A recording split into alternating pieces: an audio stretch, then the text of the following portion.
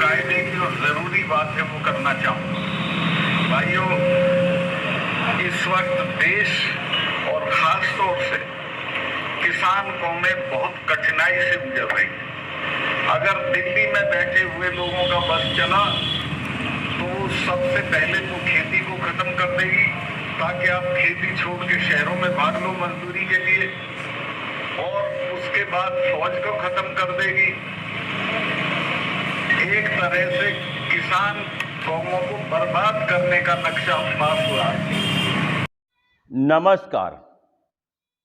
कश्मीर के गवर्नर सत्यपाल मलिक ने जो बयान दिया है, उसके एवज में आकर के सत्यपाल मलिक को देश के सामने खड़ा होकर के माफ़ी मांगना चाहिए, क्योंकि सत्यपाल मलिक ने जो बेवहियात बातें की है, बेबुनियादी बातें की है, आपको सोचना पड़ेगा कि सत्यपाल मलिक ने 4 साल के बाद आकर के इस बात को क्यों बोला।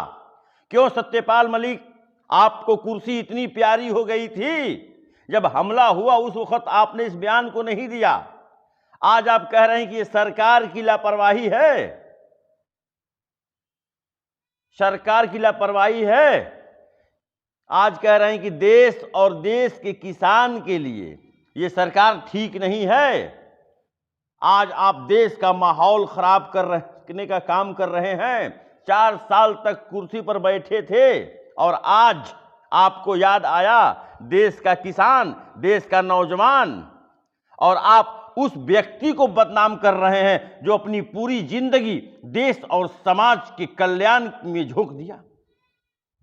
आप सीधा निशाना उस व्यक्ति पर लगा रहे हैं जो देश के भलाई, देश के भविष्य के लिए पहले भी काम करता था और आज भी काम कर रहा है। आप आज बीजेपी को कटघरे में खड़ा कर रहे हैं। आप कल कहां थे? जब ये हमला हुआ तो आप कहां थे, और आज आप बयान दे रहे हैं आकर के। आपको कुर्सी इतनी प्यारी हो गई थी, इस गलत बयानबाजी की वजह से आपको आकर के देश के सामने खड़ा होकर के माफी मांगना चाहिए। सत्यपाल मलिक जी, माफी मांगना चाहिए, माफी।